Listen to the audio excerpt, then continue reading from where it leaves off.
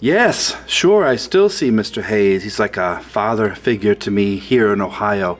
I lost my father, sadly, 4 years ago, and my mother just a couple of weeks ago.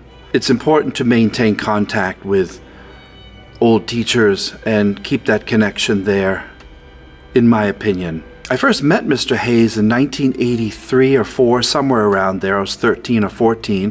This was the first book that I found by him, and it's called Ninja and Their Secret Fighting Art. Some of you who are old out there might still have this. This was published in 1981. My first seminar, when I lived in Massachusetts, I would go and travel to Ohio, here where I live now, and we would do what's called Warrior Quest seminars, which were weekend-long or 3-4 days long seminars that you would learn the art of ninjutsu, taijutsu, and then you go home and train it. There were no real schools around back then where I lived until I found Mark Davis in the Boston area a year or two later. And this book is what inspired me to get into the art of the ninja. Matter of fact, as a bookmark, I used this photo of me at the Hayes house. This was back in 2001, some 23 years ago. Here I am fixing sushi.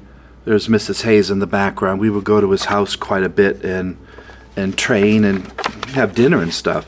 He's always been so gracious to me and supportive as a martial artist. I put up a few photos when I first met him many years ago, and of course I just had lunch with him 2-3 weeks ago up in Bellbrook, Ohio. He lives about 45 minutes from this dojo, and we'll go and see him. I think next month we have a private lesson with him with a couple of my senior students at his home dojo. He's more or less retired now, although he still teaches occasionally, but he doesn't run a full-time school anymore. He sold that to Shane. And now he does seminars on occasion and of course travels around to get different types of awards because he's been around forever.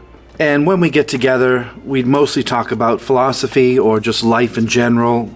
They're in their 70s now, I'm in my 50s, so we talk about things that are meaningful to our hearts. It's not necessarily technically or martial arts oriented, although it can be. We don't gossip about other people. We just have a great time and enjoy each other's company while we can. And I love him. He's always been a great person. He's always supported what we did here at the dojo. He's always answered my questions. He's called me back. He's emailed me back. He lives his life with dignity. He does what he says. He follows his dreams. He does not quit. He is the sensei that I want to be. And I have teachers in many martial arts, teachers from Japan, teachers from France. I have teachers in different disciplines, and I love them all. And it's really important that we stay connected to our older sensei while they're still with us. People always think martial arts is about how hard you can hit or how good you can be with the staff or the sword. It's about developing the self and developing relationships in our lives. And staying connected to our sensei is very important. They want to know how we're doing, how we are. The student and teacher bond can be very powerful, in some cases more powerful than family. What's difficult is you'll spend some time with one sensei, but you never want to insult the others that might not be involved. And the issue with having a lot of teachers is I can never satisfy them all. But maintaining that connection keeps us inspired to keep going and to pass on these arts to the next generations. So Mr. and Mrs. Hayes are happy, they're healthy, they're doing well, and I can't wait to see them again in a couple of weeks to continue my training. Thank you, Derek, for that question. We'll see you soon. Bye-bye.